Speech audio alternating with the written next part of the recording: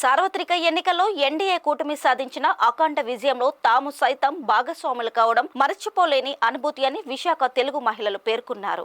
ఎన్నికల్లో టీడీపీ విజయం సాధించడంతో నగరంలోని పార్టీ కార్యాలయంలో తెలుగు మహిళలు కేక్ కత్తిరించి ఒకరికొకరు తినిపించుకున్నారు. నృత్యాలు చేసి సందడి చేశారు. పాటలు పాడి మైమరిపించారు. ఈ సందర్భంగా తెలుగు మహిళా అధ్యక్షురాలు అనంతలక్ష్మి మీడియాతో మాట్లాడుతూ మహిళలు మౌనంగానే వైసీపీకి పాడే కట్టారని వెల్లడించారు. ఎన్ని అరాచకాలు చేసినా పసుపు జెండాను లేదని స్పష్టం చేశారు. రాష్ట్రం మొత్తం మీద ఎంపీ ఎమ్మెల్యేలను అత్యధిక మెజారిటీతో గెలిపించిన విశాఖ ప్రజలు టీడీపీతోనే ఉన్నామని మరోసారి రుజువు చేశారని తెలిపారు. అహంకారంతో విర్రవేగిన జగన్, సజ్జల, కొడాలి, రోజా తదితరులు ఇప్పటికైనా మారాలని హితావు పలికారు.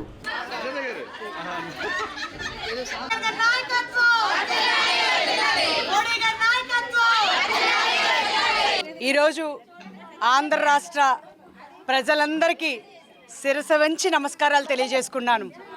ఈ ఆంధ్ర రాష్ట్రంలో తెలుగు జాతి గౌరవం బ్రతికి ఉండేంత వరకు ఆత్మ గౌరవంగా మేము పసుపునే నమ్ముకొని తెలుగుదేశం జెండానే పట్టుకొని ఆ జెండాని రెపరెపలాడించేదాకా నిద్రపోవని కంకణం కట్టుకున్నటువంటి మహిళా సైన్యానికి అందరికీ కూడా పేరు పేరున ప్రత్యేకమైన ధన్యవాదాలు తెలియజేసుకున్నాను.